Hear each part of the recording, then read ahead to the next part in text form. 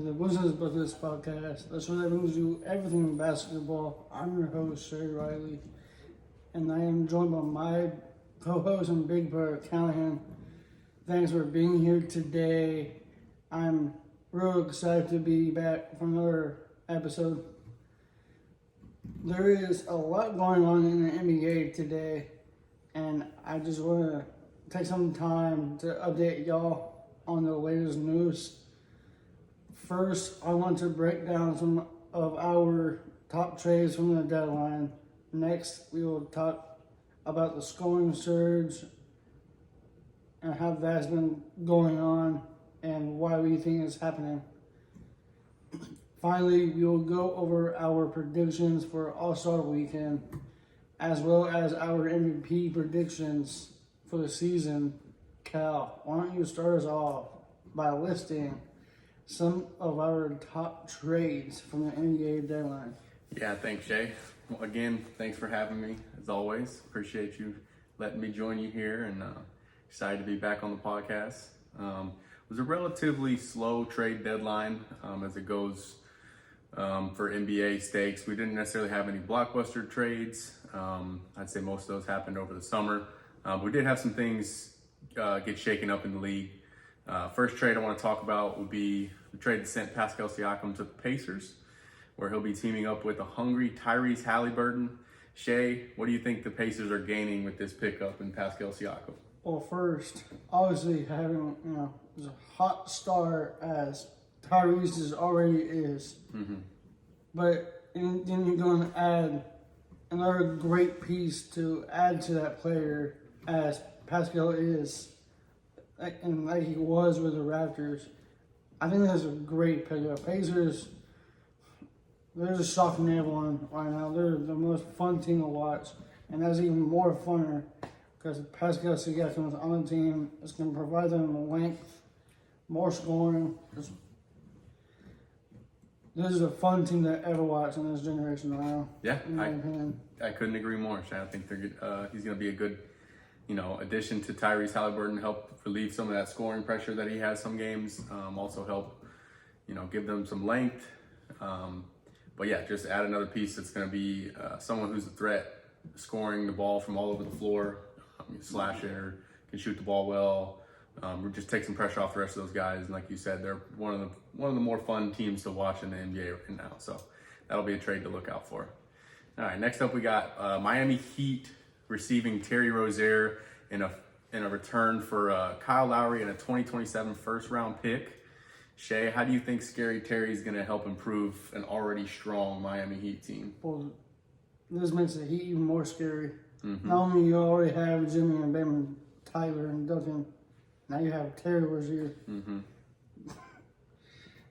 I think it's a great, this is probably the greatest pickup that he can get because they've seen what he did with the Hornets. And there's beauty that. And now, as playing with guys like Jimmy and Butler that comes along, that provides more defense, provides more scoring, and obviously he's athletic, so he's going to get down to that rack and just make something dumb happen.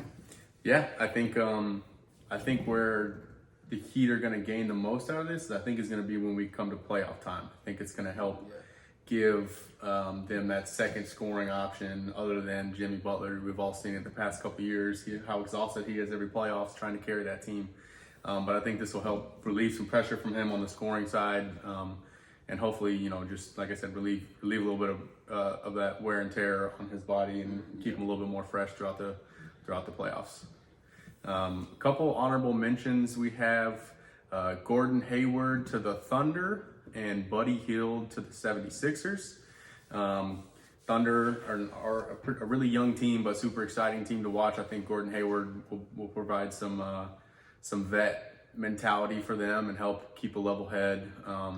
Buddy Hield going to the 76ers, that's just going to add more shooters around Joel Embiid when he gets back from injury. They're playing fantastic basketball. I think it's going to help relieve some pressure from Tyrese Maxey as well. Just a solid shooter, scorer. He can play pretty well defense. I think it's a good pickup for them. What do you think about those ones, Shea? Yeah, no, as you said, being the most youngest fun team to watch, and watching Said Gills just carry that team and carry this huge load.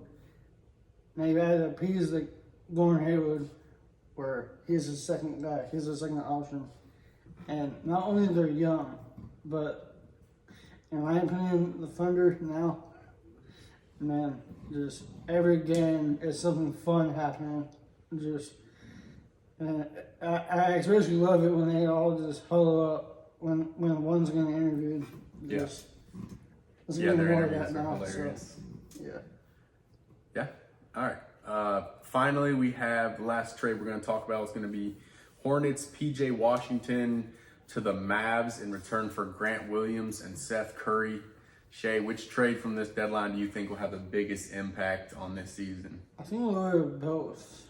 Because you have Seth Curry, you have Grant Williams, you have defense, you have, besides the middle of the ball, you actually have a true point guard now.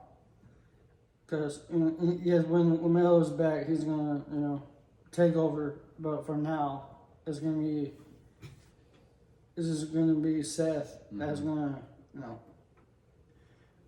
be at a high level that he's already been doing. And for Grant and for PJ Washington to go to Mavericks and just pair up with Luka and Kyrie Irving, that just adds more defense, more length, even more scoring to go along with Luka and Kyrie. And now they have more space because they added him. Mm-hmm. Yeah, I have to agree. I think Dallas probably got the better end of this trade. I think they're more of in a position where they want to win now. Obviously, Hornets are in a rebuild phase, but PJ Washington is going to help tremendously. Like we've been saying, like relieve pressure from Luka and Kyrie right down the stretch. And I think mostly it'll be a defensive anchor for them. They've been lacking in that defensive category, and I think him coming in is going to be a great addition to that, and hopefully give them a chance to make a little deeper run in the playoffs. Yeah, for sure. Well, that's enough about the trade deadline. Now I want to take some time to recognize the scoring surge we have been witnessing across the NBA. Joel Embiid scores a career-high 70 points. To go along with that, Karl-Anthony Towns finishes with a career-high 62 points. On top of that, we have Devin Booker pops off for 62 points as well. And my guy Luka is doing Luka type stuff, going for 73 points and near triple-double. That's just classic Luka right there, Mm-hmm. These are just few of the headlines we have seen in the NBA this year. Kyle, why do you think we have seen such an increase in this new scoring surge that has been going on for the past couple of years? Well, yeah, it's a great question, firstly. I think there's a couple different reasons that I want to highlight. First and foremost, I want to acknowledge that the talent level on the offensive side of the game is just leaps and bounds above where it's ever been. So I think that helps obviously create more scoring opportunities. There's more shooters all over the floor. Because there's more shooters, that means the defense has to be more spaced out. Because there's more space, that creates easier opportunities to create advantages. So it's just it's a one thing after another. Another reason I'd have to say would be the pace of the game has gone up in the past couple years. More possessions per game. I have a stat here from basketballreference.com. NBA teams are averaging 99.2 possessions per 48 this season, which is the 9th straight season in which the average pace factor has been over 95.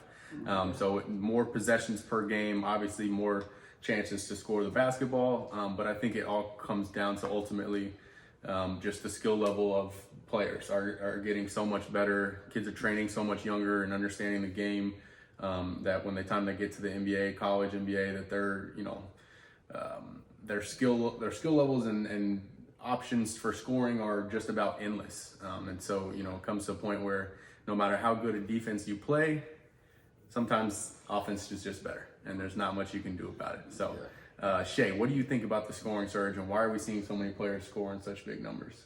It's a really tough question. I actually had to put 10 times more thought than before I read this, but it's really just like the offensive side is way more overpowered than the defense. Mm-hmm. Like we just said a couple minutes ago, like for Luka to go for 73, and that's what the NBA is now. Like I'm not saying there wasn't scoring in the 2000s. There were. I'm not saying that, but in today's game, it's the same amount of scoring over the defense because these numbers that these guys put up are just endless. It's literally just laughable because pretty crazy. This is what the NBA has looks like, and for these stars to come out, I'm like, all right, I'm feeling 73 points. Yeah, this is it's pretty so fun. Pretty crazy to see. It's been fun to watch. People have been making arguments about how the game is called and that they're getting we're implementing more rules to favor offensive players. But if you look at the stats, players are shooting less free throws now than they have in the past 20 years. So there's just tons of different reasons why you can come back to that first statement is of offensive skill level has increased so much that there's just a gap right now. And I don't know that it'll ever get back to level. The defense, great offense is going to outperform great defense any day. If you get to a certain point where your release is so high and you know how to counter that next move, then the game just comes smooth to you. Yep. All right, Shea, how about we get us started with our next segment? We're talking about All-Star Weekend predictions. Yeah, thanks. With the stage set in Indiana and all the rosters finalized for All-Star Weekend, I wanted to let you guys know our predictions for the outcome for the events. First up, we have the Kia Skills Challenge. There are three teams of three participating in this event. We have Team Pacers is made up of Tyrese Halliburton, Barry Matherin, and Miles Turner. And then Team Top Picks consists of Paolo Banchero, Anthony Edwards, and Victor Wembanyama. And finally, we have Team All-Stars will feature Scotty Barnes, Tyrese Maxey, and Trae Young. Cal, which team do you have winning the Skills Challenge, and why don't you introduce us to our three-point contest competitors? I'll do that. Yeah, first, for the Skills Challenge, I have to go with Team Pacers. I think the fact that they're all from the same team, they're going to have a little bit of chemistry there. I think they'll have a little chip on their shoulder as far as wanting to compete in this event. Tends to be more laid back, and people don't really try too hard. So I think that Team Pacers team made up of three teammates, young guys, all hungry. I think they'll go out there and prove a point and get this done. How about you? Who do you have? Obviously, watching Trae Young and Wemby and Anthony Edwards, it's hard not to go against them because they're it's really tough scoring. But I'm gonna go with you, Team Pacers. Yeah. There's Tyrese Halliburton. It's my guy to watch in the NBA now. So yeah, I'm gonna go with the Team Pacers on this one. All right, there you have it. Team Pacers from both of us. We'll see who wins. All right.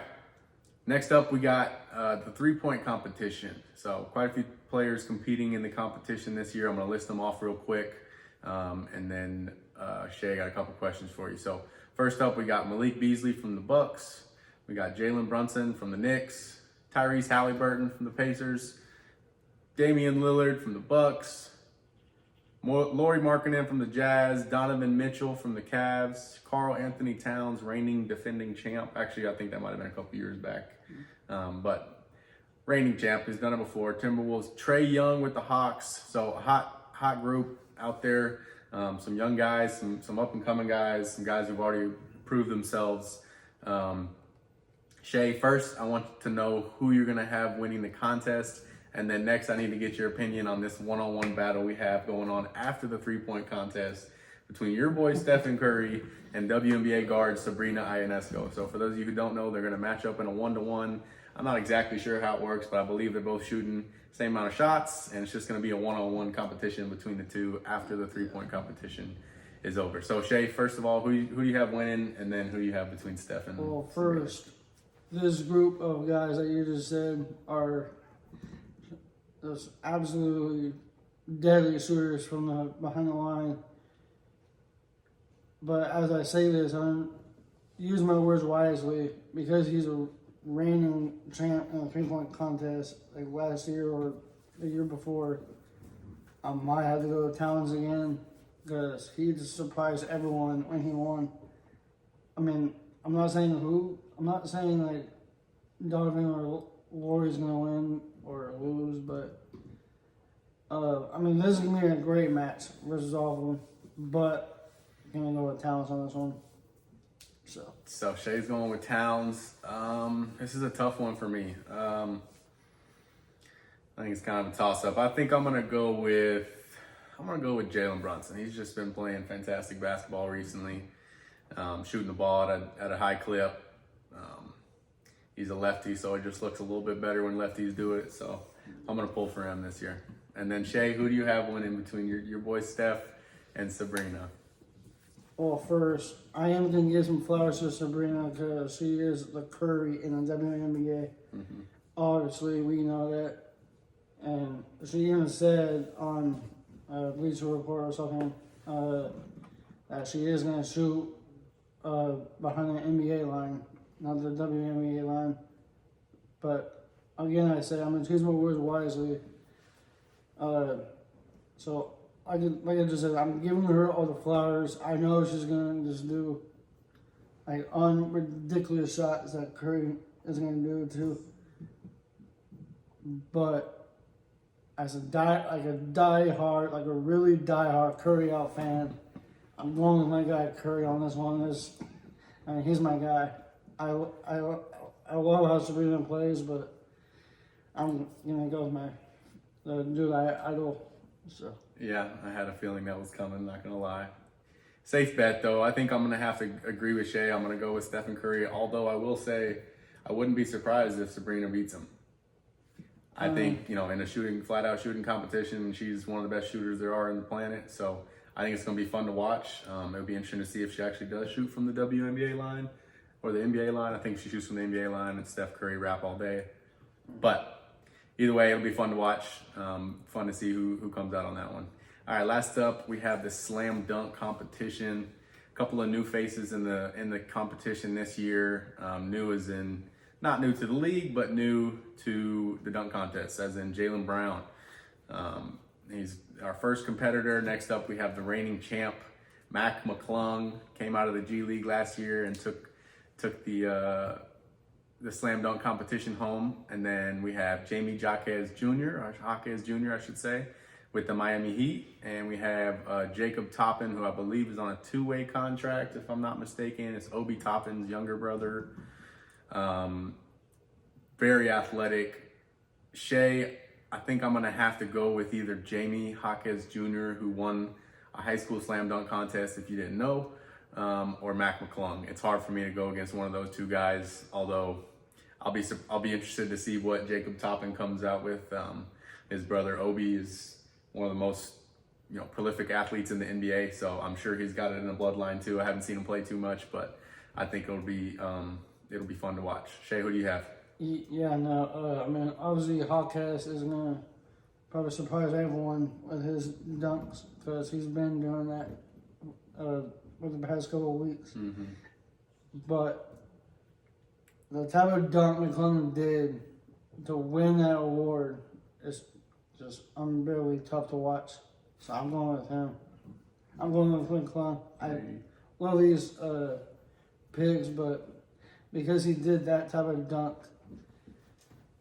I'm just going to go with McClung this year. There you go. You heard it here first. Shea's got Mac McClung running it back for round 2. Finally, we are coming to that time of year with the MVP race starting to sort itself out, and I want us to lock in our favorites for the most valuable player.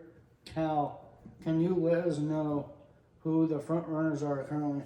Absolutely. So, according to NBA.com, these are the top 5 players that are the favorites to win the MVP race this year as of yesterday, which was February 14th. Obviously, we know Joel Embiid is no longer eligible. He's injured, and he'll be out for long enough that he won't reach the 65 game minimum to qualify, which is very unfortunate to hear. He was up there with the front runner. But right now we have in order, first, Nikola Jokic averaging 26, 12, and 9, which is insane. Almost a triple-double. I'm sure he could get that another assist a game if he wanted to. Next up, we have Shea Gilgeous-Alexander, who Shea mentioned earlier is having a fantastic season. 31 points a game, 5.6 rebounds, 6.6 assists. Giannis Antetokounmpo, 31 points a game, 11 rebounds, 6.4 assists. Luka Doncic also almost averaging a triple-double, 34.6 points a game, which is ridiculous. 8.8 rebounds, 9.5 assists. And lastly, we have Jason Tatum in the 5th spot with 26 points a game, 8 rebounds a game, and 4.5 assists per game. Shea, who do you have winning the MVP race this year? I'm not gonna lie, Kyle. It's a really tough question because you have all these guys: Giannis, Shea, Jokic, Tatum, Luka. But I'm gonna give flowers to all of them, obviously. But when I say this, I am gonna be clear about it.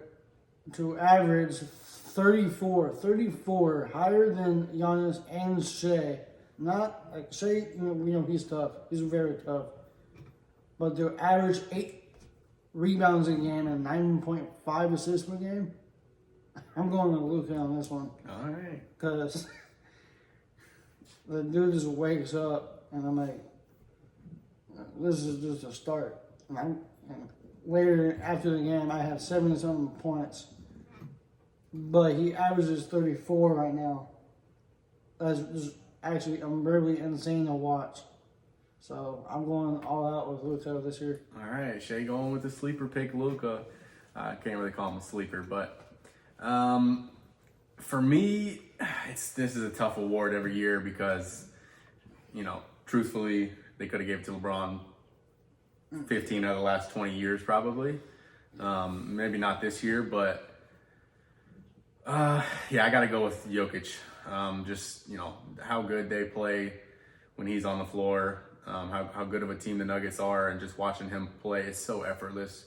He does everything with, what seems like minimal amount of effort, and I truly think that if he wanted to, he could average another 5 assists a game or another three rebounds, whatever he wanted to. I think if he really put his mind to, he could do it. He's just out there just taking the right basketball play every single time.